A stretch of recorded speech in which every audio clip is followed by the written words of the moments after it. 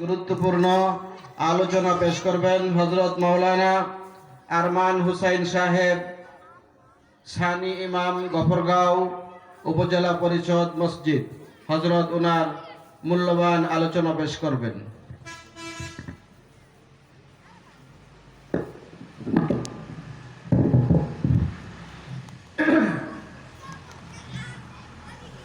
السلام عليكم ورحمة الله وبركاته.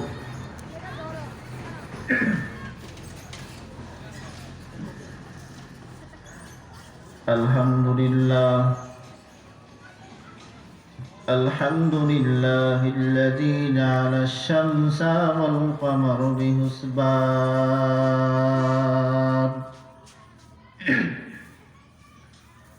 والنجم والشجر يسجدان وفضل زمانا على زمان كما فضل مكانا على مكان وإنسانا على إنسان ونشهد أن لا إله إلا الله وحده لا شريك له ونشهد أن سيدنا وسندنا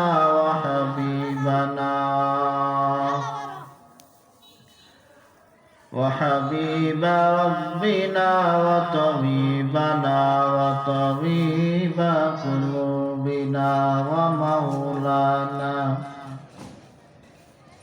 ومولانا محمدا عبده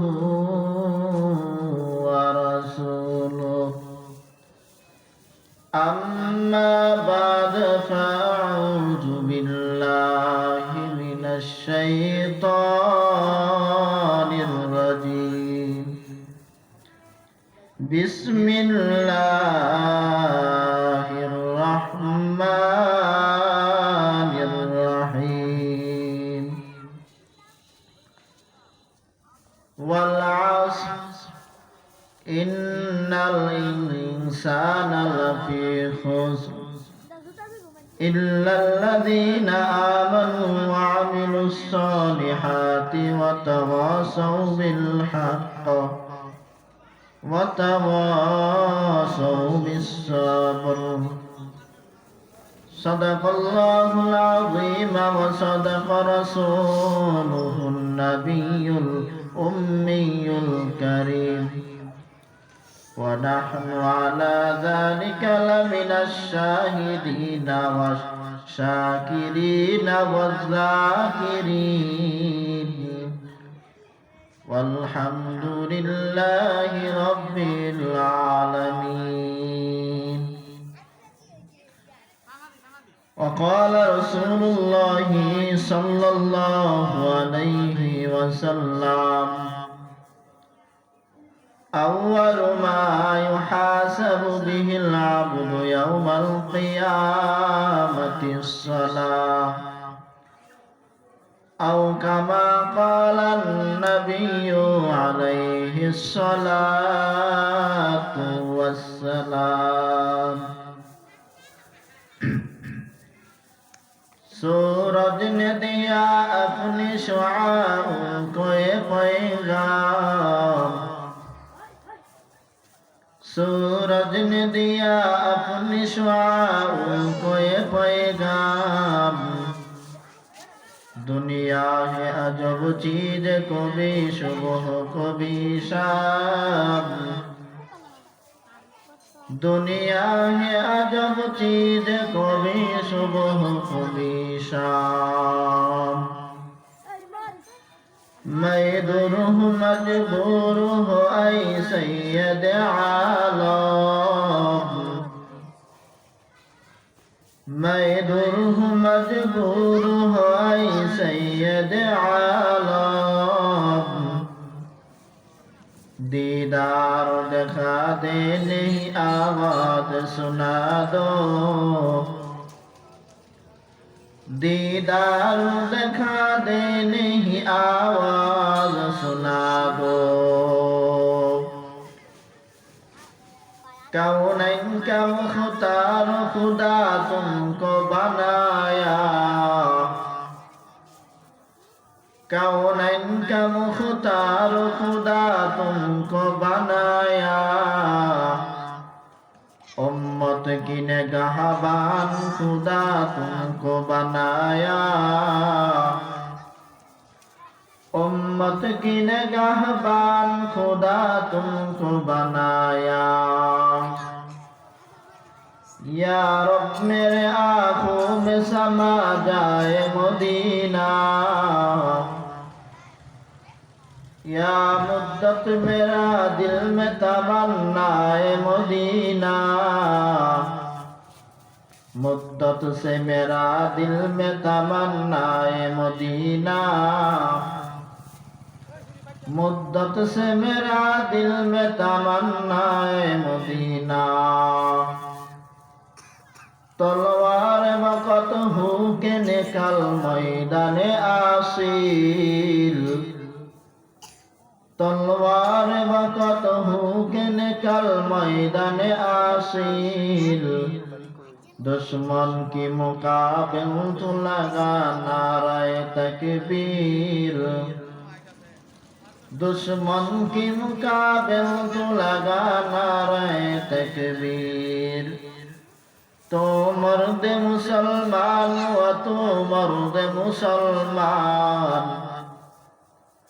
तो मर्द मुसलमान व तो मर्द मुसलमान एक हाथ में तलवार एक हाथ में कुरान एक हाथ में तलवार एक हाथ में कुरान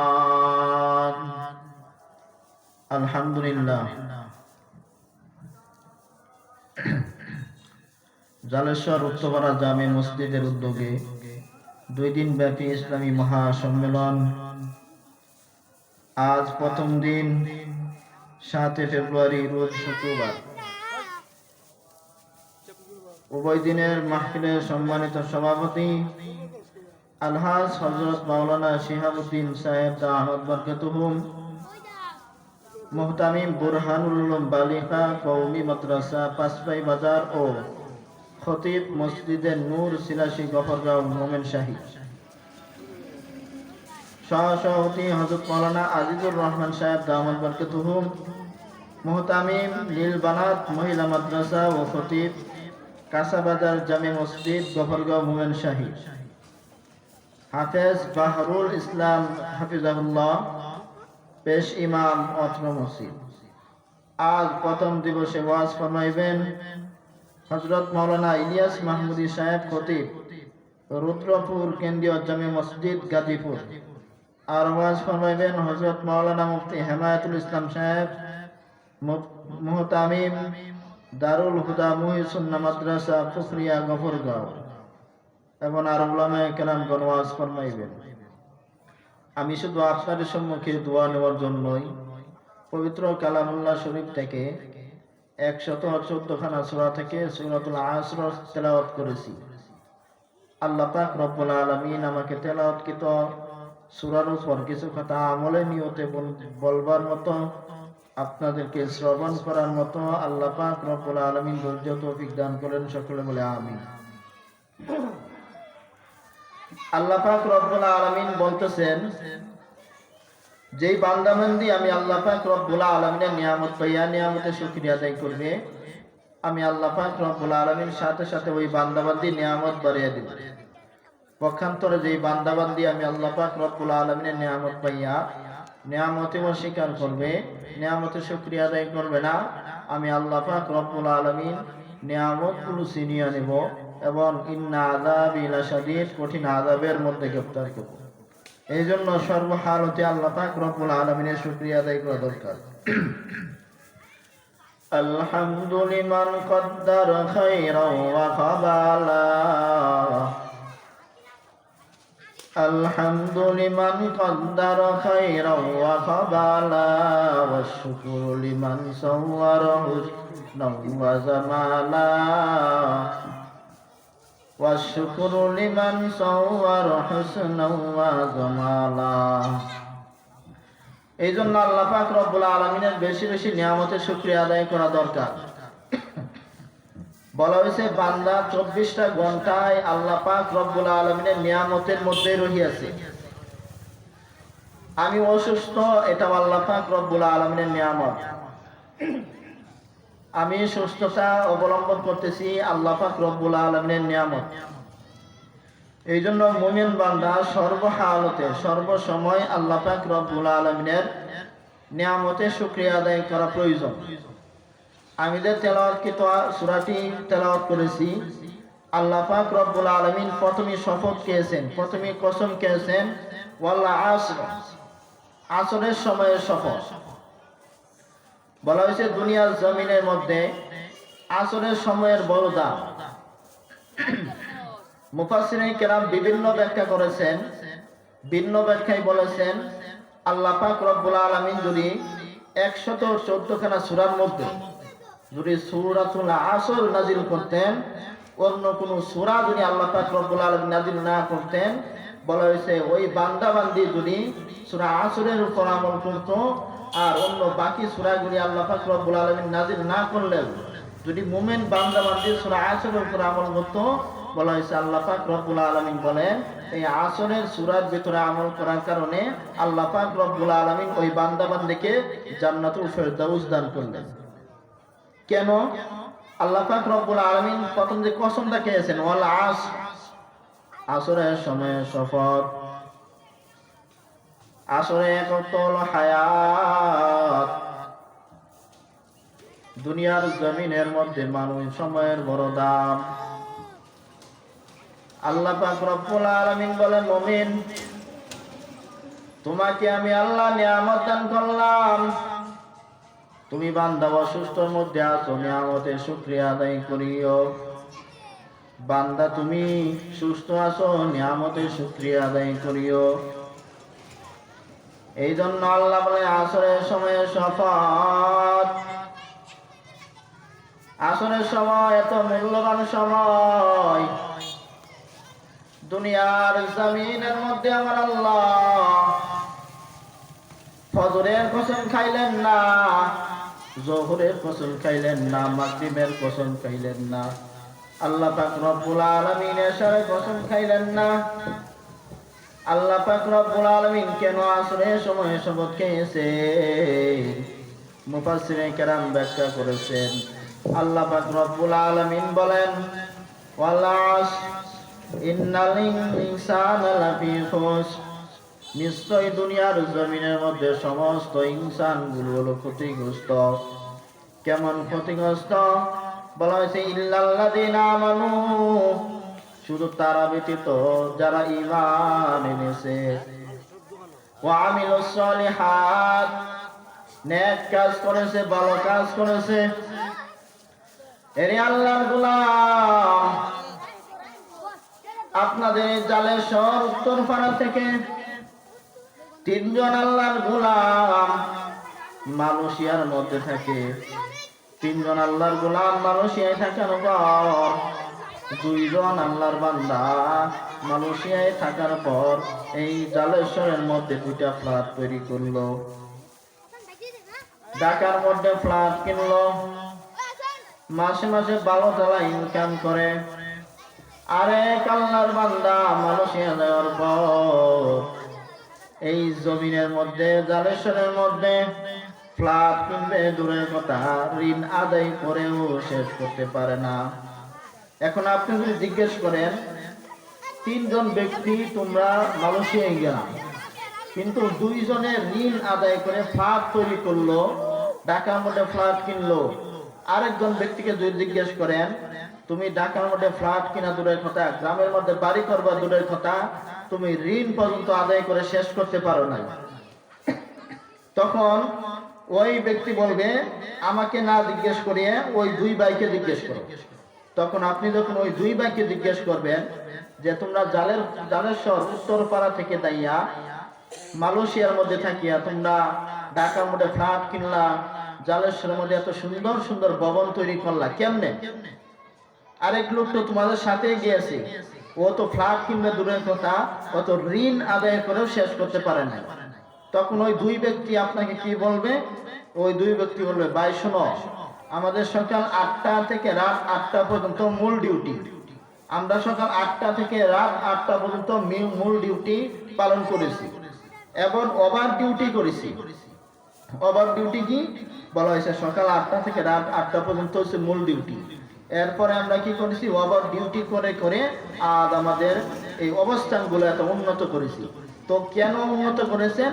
বলা হয়েছে ওই বান্দাবাদী সময়কে চিনেছে, সময়ের দাম দিয়েছে, সময় তাকে সাফল্যের চূড়ান্ত পর্যায়ে পৌঁছে দিয়েছে। এই জন্য বান্দার সময়ের এত দাম। এরে আল্লাহর গোলাম ও যুবক,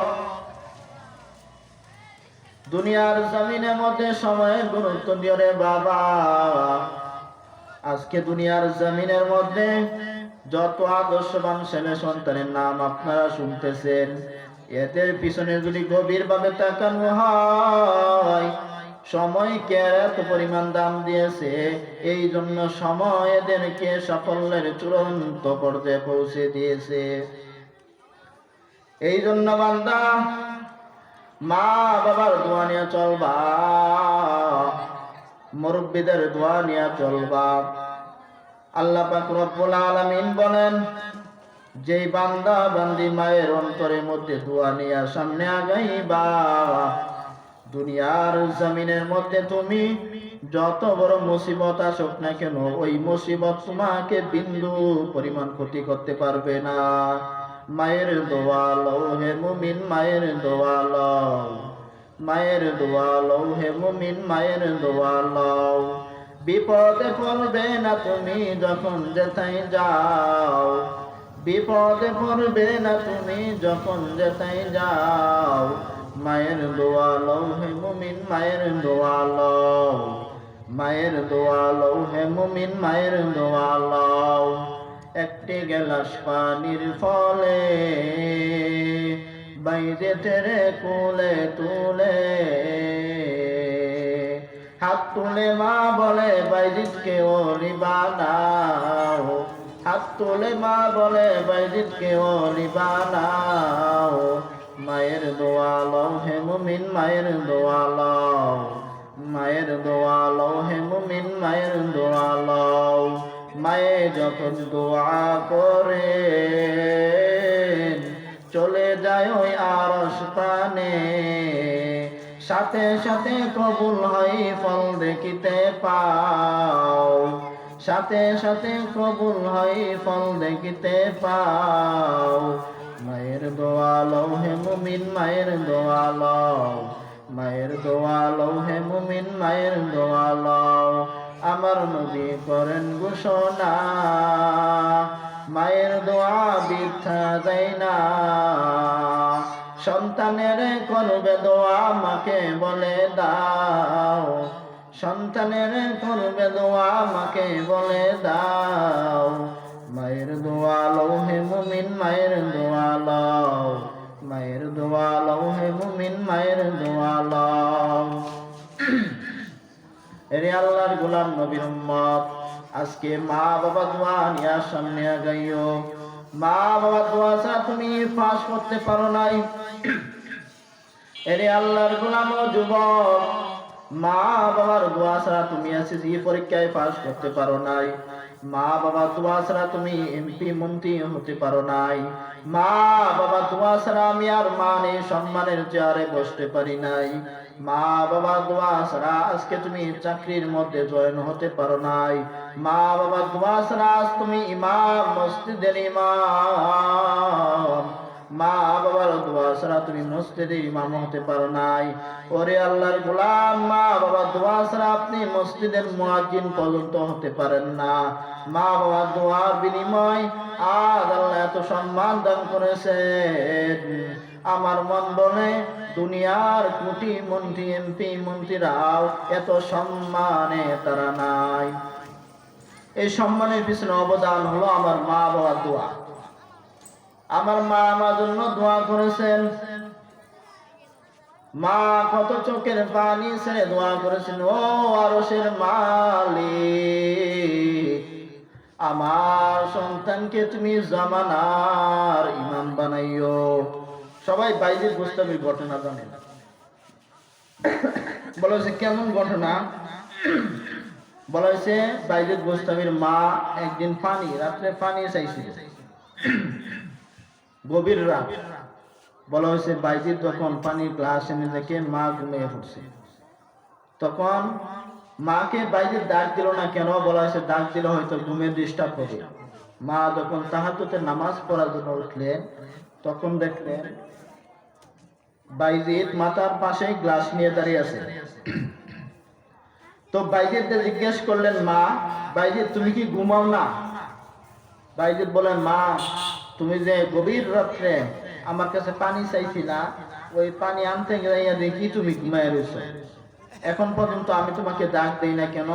বলা হয়েছে তোমার ঘুমটা একটু ডিস্টার্ব হবে, এই জন্য আমি বাইজিদ তোমাকে ডাক দেই নাই। তখন মা বলে, বাইজিদ তুমি আমার জন্য এত ত্যাগ স্বীকার করেছো, এত কিছু করেছো, আমি মা তোমাকে কি দিব? দেওয়ার মতো কিছু নাই। তবে এতটুকু বলি, বাইজিদের হাত মা এবং উত্তোলন করে বলে, মা বলে, ও দয়ার আল্লাহ, আপনি বাইজিদকে জামানার বড় ওলি বানিয়ে দিন। জোরে জোরে বলেন সুবহানাল্লাহ। বাইজিদকে আল্লাহ তাআলা জামানার বড় ওলি বানিয়ে দিন। এই জন্য বলতেছি, মায়ের দোয়া নিয়ে আসলে যুবক ভাইদের জন্য আমি কয়েকটা নসিহত করে বিদায় হব, যেহেতু বক্তা সাহেব এসে পড়েছেন, আমি আর সময় নষ্ট করব না। এই জন্য আরেকটি বলতেছি, সব সময় যুবক, হাঁটতে চলতে ফিরতে তুমি পয়গম্বরের সুন্নত মোতাবেক জীবন চরিত করবা।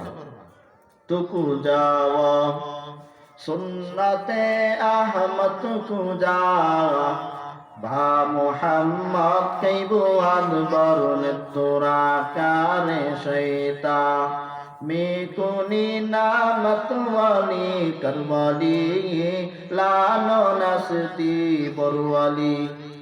আপনাদের কাছে শুনতে চাই, আমাদের নবী জনাবে মুহাম্মদুর রাসূলুল্লাহ সাল্লাল্লাহু আলাইহি ওয়াসাল্লামের আদর্শ থেকে কি দুনিয়ার জমিনের মধ্যে আরো কোনো আদর্শ আছে?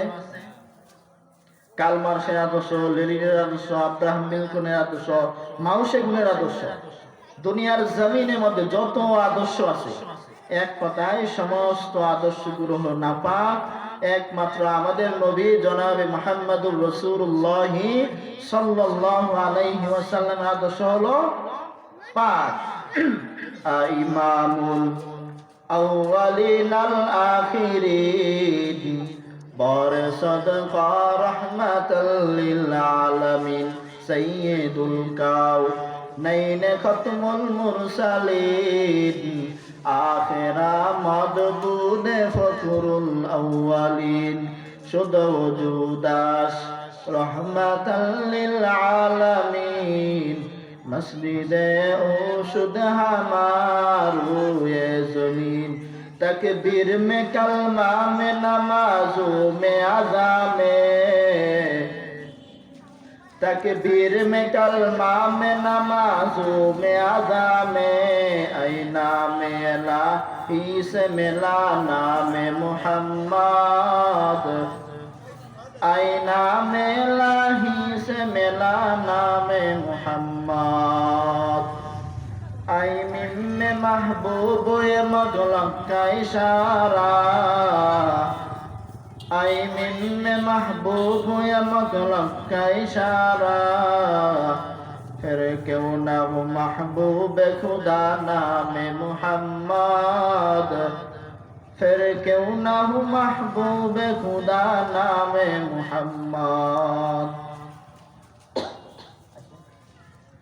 तो আমার বাসা কিন্তু আপনার যে আমাদের গফরগি বাসা তেতুলিয়া। তো আমার জন্য আপনারা সবাই দোয়া করবেন, আল্লাহ পাক রব্বুল আলামিন যেন আমাকে যুগ শ্রেষ্ঠ একজন আলেম হিসেবে আল্লাহ পাক রব্বুল আলামিন যেন আমাকে কবুল করে নেন। এই জন্য সর্বোপরি আমার জন্য দোয়া করবেন। আচ্ছা 5 মিনিট দেব তো সময়। তো বলতেছিলাম আমাদের নবীর থেকে কি আদর্শ আরো কারো আছে? বলা হয়েছে না। বলা হয়েছে নবীজির আদর্শ কেমন? বলা হয়েছে নবীজির আদর্শের মধ্যে নখ কেমনে কাটবো, চুল কেমনে রাখবো, বলা হয়েছে মুছ কেমনে খাটু করব, বলা হয়েছে আমার আপনার সাংসারিক জীবন, পারিবারিক জীবন, দাম্পত্য জীবন, রাজনৈতিক জীবন, অর্থনৈতিক জীবন, সমস্ত কিছুই পয়গম্বরের আদর্শের মধ্যে আসে না নাই? কেমন নবী আমার? বলা হয়েছে মুফাসসিরিন কেরাম ব্যাখ্যা করেছেন সমস্ত নবীরা কিয়ামতের মধ্যে বলবে ইয়া উম্মতি ইয়া নাফসি ইয়া নাফসি, আয় আল্লাহ আমাকে বাঁচাও আমাকে বাঁচাও। কিন্তু আমার আপনার পয়গম্বর নিজের কথা বাদ দিয়া বলল ইয়া উম্মতি ইয়া উম্মতি ইয়া উম্মতি, আয় আল্লাহ আমার উম্মত রে বাঁচাও। যেই জাহান্নামের মধ্যে আদম পয়গম্বর নাফসির আওয়াজ, পয়গম্বর মুসা নাফসির আওয়াজ, পয়গম্বর সুলাইমান নাফসির আওয়াজ, পয়গম্বর ইদ্রিস, পয়গম্বর ইয়াকুব আলাইহিস সালামের নাফসির আওয়াজ। ওই কঠিন মুসিবতের দিন আমার আপনার পয়গম্বর বলে ও আরশের মালিক আমার উম্মত রে বাঁচাও। আল্লাহ পাক রব্বুল আলামিন বলে বন্ধু চিন্তার কোনো কারণ নাই, দুনিয়ার জমিনের মধ্যে যারা আপনার আদর্শ মেনে মেনে যারা জীবন চালিত করেছে, ও পয়গম্বর আমি আল্লাহ ওয়াদা করলাম ওই বান্দা বান্দিগুলোকে আমি আল্লাহ পাক রব্বুল আলামিন বিনা হিসাবে জান্নাতে পৌঁছায় দিব। জান্নাত দো জুকসে ইয়া রব क्या करो আরজু হাই মাই তুঝসে দেখা করো। তো যে কথাটুকু বললাম আল্লাহ পাক রব্বুল আলামিন আমাকে সহ আপনাদের সকলকে আমল করার মতো তৌফিক দান করেন এবং সকলের কাছে আমি দোয়ার মুহতাজ। এই বলে আমার সংক্ষিপ্ত কথা এখানে শেষ করছি। আসসালামু আলাইকুম ওয়া রাহমাতুল্লাহি ওয়া বারাকাতুহু।